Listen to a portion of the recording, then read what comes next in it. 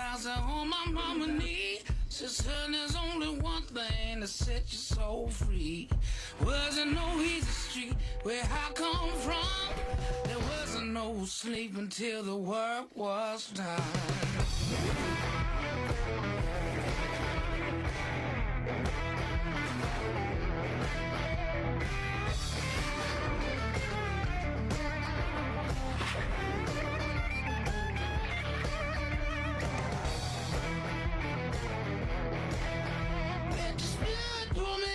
To the bottom of the well, you keep your motor running till that victory bell.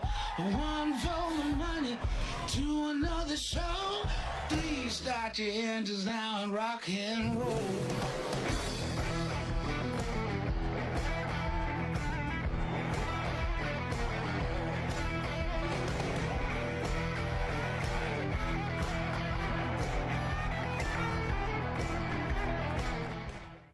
Welcome to the second race of the round of 12, and it's here in Indianapolis Motor Speedway, the racing capital of the world, as we see the points coming into today's race.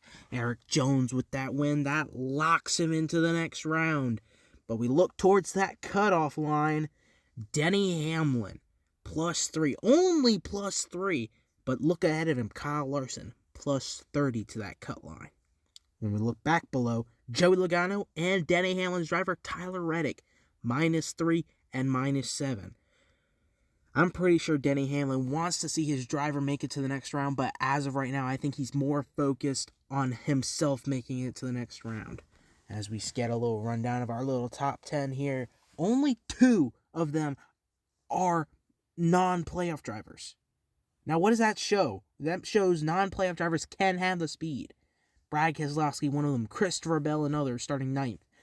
But we see it is 8 out of 10. It's almost a playoff driver lockout in that top 10 here, as we see the man who sits on the pole, Kyle Larson, 7th in the playoff standings, +30 to that cut line. I don't know if he'll have a great day, because you've seen drivers start on pole, but never really stay there. But it's his first pole of the season, so we'll see if this 5-car can keep his momentum coming into this race on the front row and keep that car up front. And as we move on right now, Michael McDowell in that 34 car. We haven't seen a front row motorsports driver qualify this high, and it shows with his first top 3 starting position. He is 6th in the playoff standings, +30 to that cut line. Michael McDowell is looking for a phenomenal day to further that points gap from the cut line. He's going to be starting pretty high. All he has to do is gain stage points, and if he can win this race to lock up in the next round, he will do that. And now we look at Tyler Reddick, 10th in the playoff standings, -7 to that cut line. He's got a top 10 starting position today, and all he's looking for is a phenomenal day to close that gap to his boss, Denny Hamlin. He's looking to close that 7-point gap to that cut line and surpass it. He does not want to be below the cut line going to the next round. He also does not want to be on the cut line. We'll see what that 45 car can do. Daniel Suarez, he is 12th in the playoff standings, -17. Daniel Suarez does not want to be here today. He is pretty much in a dire must-win situation starting 26. He is behind 3 Toyotas. He is going to be starting side by side with a Toyota driver, Ty Gibbs. Can Daniel Suarez somehow find his way to the front and possibly win today's race? And now we see the man who locked up the first playoff spot, Eric Jones. He sits at the top of the charts with that win. And this 43 car was plowing in practice. They did make an adjustment in their own practice session, and they kind of made it a little bit better, hoping that they didn't have front qualifying speed, and that showed a lot as he will start in the 19th position. But that 43 car, if they make the right adjustments in the race, he will be a threat. And now as we look at our starting lineup, row 1 is Kyle Larson and Brad Keselowski. In row number 2, Michael McDowell and William Byron. In row number 3, it is Chris Buescher and Tyler Reddick. In row number 4 is Chase Elliott and Denny Hamlin. In row number 5, it is Christopher Bell and Joey Logano.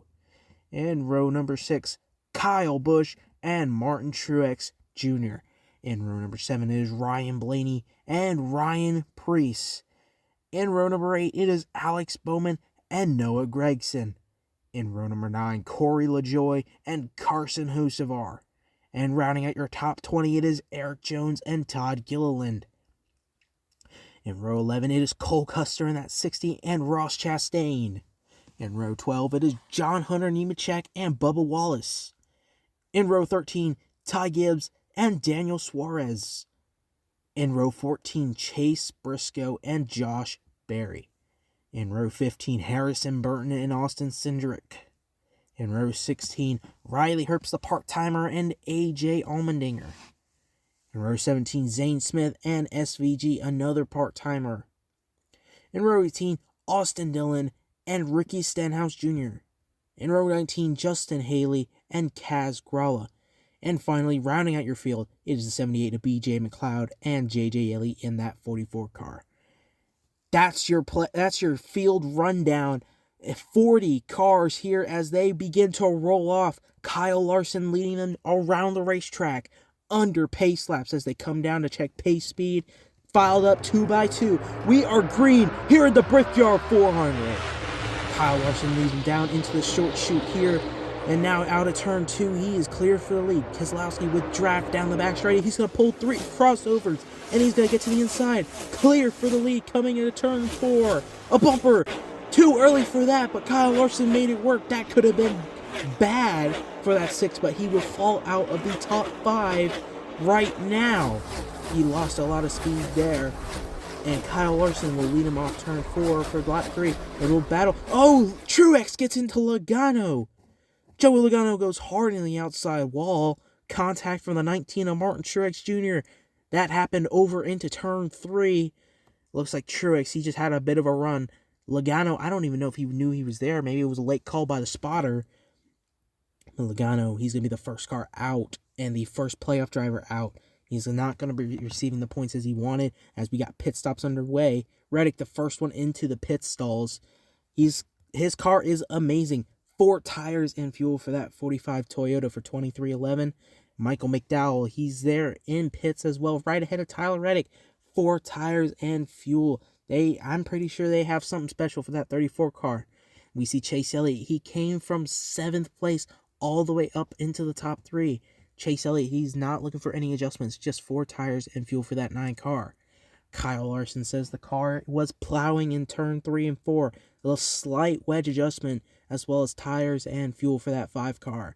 And he will beat all the other drivers off pit road. Elliott coming in 2nd, Hamlin 3rd. We had 10 drivers stay out. Corey LaJoie, Todd Gilliland in row 1. Row 2, Ty Gibbs and Cindric as we are back to the loud pedal. Oh, we got cars around. Ty Gibbs, Todd Gilliland, Cindric and Wallace around. Let's take a look at what happened. It looked like it was a bad push to the 34 from the 2. And then Bubba Wallace, I don't even think he knew what was happening until the very last second. Could not get stopped as we have 3 of the drivers that stayed out come down pit road. Zane Smith, Harrison Burton, and Ricky Stenhouse as we go back to green with 1 lap to go in the stage. Trying to see what happened as Daniel Suarez, he took the lead early. Oh, Larson, he's hard in the inside wall. Nemechek saves it, but Daniel Suarez, he will get points that are very much needed for him today. He will take stage 2 as he comes down pit road. That car, he's not looking for much out of that car, just wanting to keep track position, but can't. Josh Berry with a 4th place finish. We haven't seen much of him, and we didn't really see much of him in that stage as it was very, very short. Hamlin, he comes down. He's looking to beat all these other guys out. Will he do it? I don't think he will, but that car, he says it's amazing. Truex will beat out Chase Briscoe, and we see Shane Van Gisbergen, he with a 2-tire stop. I'm not sure how well that will help, but it's going to be, we see Hamlin there, row 3 on the inside. Now, back to the loud pedal here as we start stage 3. Coming down the back straightaway, Briscoe's going to get a lead. We got 4 cars around, 1 car up and over. Corey LaJoie, up and over down the back straightaway after a chain reaction crash. Looks like from the 60 of Cole Custer, pushing the 16 of Allmendinger. it did not look well nor pleasant. It's 16 caught the 35, and the 35 caught the 7, and the 7 just weight shifts up and over. Chase Briscoe is the leader as we have 3 cars down pit road getting repairs, and Herps is down to the garage. Here they file it up 2 by 2. We are back green with 2 laps to go here at the Brickyard 400. Hamlin clear of his Toyota teammate, Martin Truex, but Chase Briscoe is your leader. Coming down the back straight as we ride on board with the 11. Now into the short chute. Out into turn 4, Chase Briscoe. He gets loose. Here comes Denny Hamlin. He's got to run down to the inside here in turn 1. Hamlin clear. Zane Smith out of gas. That's going to be a caution. Hamlin, he was clear. He was out front. Denny Hamlin wins the Brickyard 400. And he will burn it down on the front straightaway. Denny Hamlin gets the nod. And the rest of the top 5 are non-playoff drivers. Tyler Reddick with a 6th place finish. Zane Smith will be credited with a last place finish after running out of gas on the last lap. As we see all the drivers who DNF'd out of that race. This race here is quite a lot. I see a couple playoff drivers there. As we look at our points entering the cutoff with Denny Hamlin's win, he locks up into the next round. Busher with an amazing points day. He's now 21 to that cut line. He's now the top of the non-playoff drivers. Reddick, he's +5 to that cut line. I saw Larson there, -5. Denny Hamlin does not have to worry about not transferring out going into Evergreen.